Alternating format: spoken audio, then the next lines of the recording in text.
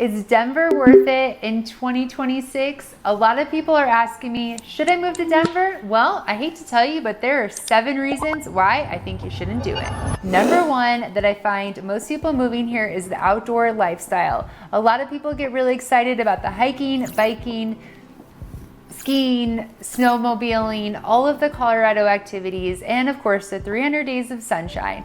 However, what most people don't tell you is that living in Denver and living in the mountains is not exactly the same thing. I get so many people asking me, are you getting so much snow this year? Actually, Denver got no snow, and nor did the mountains. So I want to make sure that the expectation is straight. If you're moving into Colorado, living in the city and living in the mountains is totally different weather, and the traffic between the two is much harder than you expect. Number 2, that's definitely a pro, is Denver actually has a lot of different lifestyles. Some think that we're one big city smashed in together, but what I think is more important is to separate it by individual little pockets. Cherry Creek living is very luxurious, and it is certainly very different than Salones Lake, which is urban city living right on a lake. We also have City Park, which has a big zoo, the National History Museum, and a lot of historical value. Or you can go all the way up to Golden, where you're right on the corner of the mountains, close to I-70, Evergreen, and all the beautiful cities. And even further, if you want to go all the way out east, you go to Green Valley Ranch, near the newest Gaylord and the airport. So every city has a different vibe. So I would make sure to narrow down your top 3, tour the neighborhoods before you get here, because every city has got a totally different lifestyle.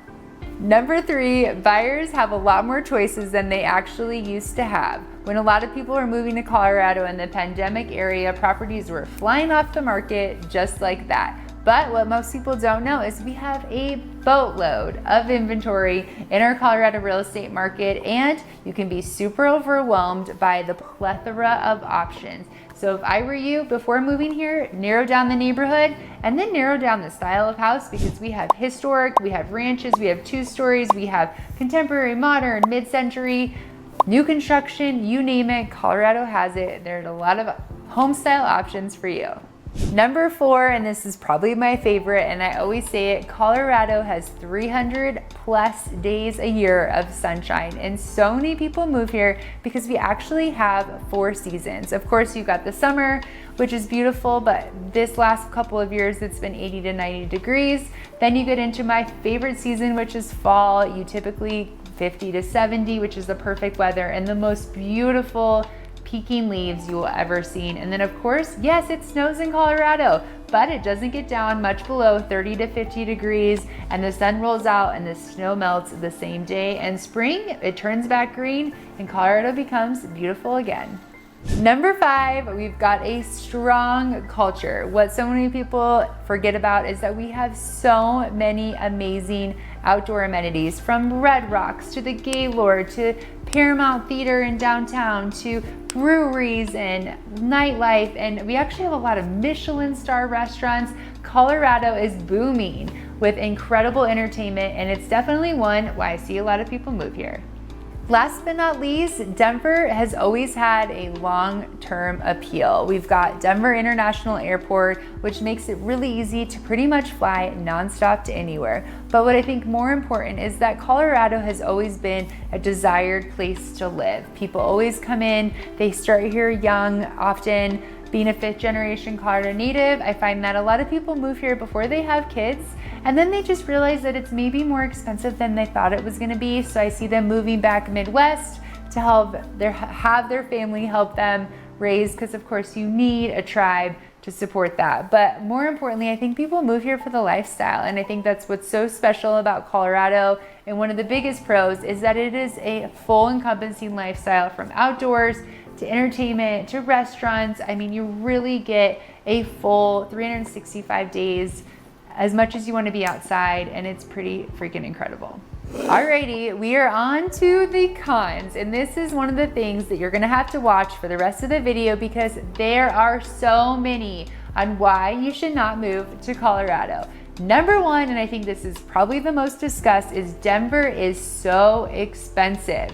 Yes, we finally compete with California, New York. We are up there on the scale for being a place that is very cost to live. Not only is our housing pricing gone up, but in the last 2 years, we've gotten hit with super expensive homeowners insurance. So don't go buying a house without looking into the cost of that. HOAs have gone up, our taxes have almost doubled, and more importantly, the cost of living, rent is through the roof, and car insurance is one of those that continues to climb. So make sure you get a full budget before you move here because it is super expensive.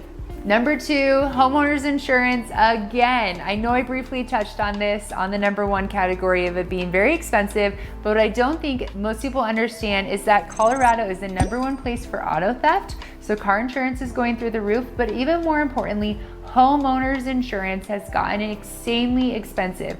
We have more catastrophic events than I think most people realize, with hail, with snow, hail, and more hail, and all of the hail. So make sure you talk to an insurance provider before you buy a home in Colorado, because hail and, homeowners insurance is rising up pretty quick.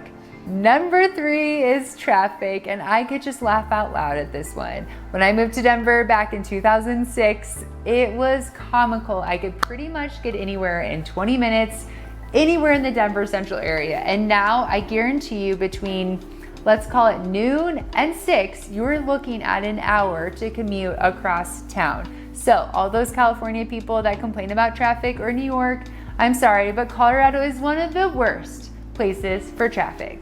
Number 4, and this is one that people don't talk about, but the Denver International Airport got moved all the way out to the far east side of town. So for any of you West Siders, from Littleton to Golden to Longmont, or anybody on the west side, you're looking at a minimum of an hour commute to the airport. So make sure you factor that in.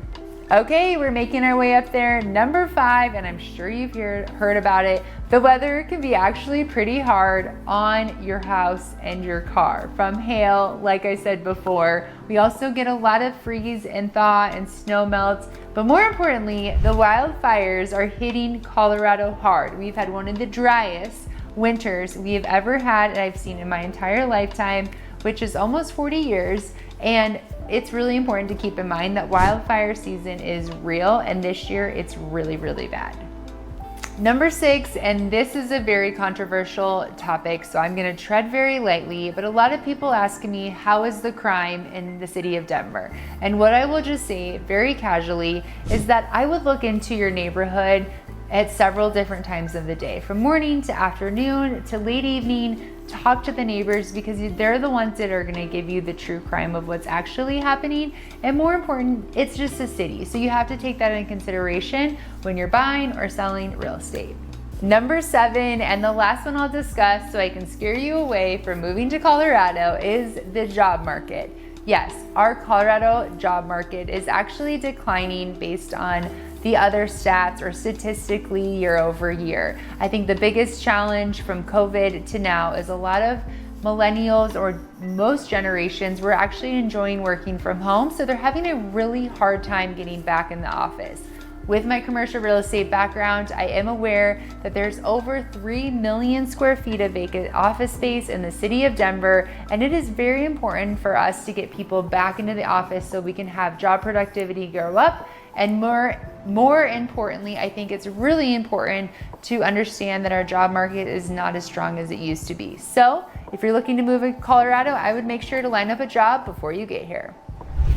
All right, I'm gonna wrap it up as a 5th generation Colorado native, but what I will tell you is Denver is still an incredible place to live.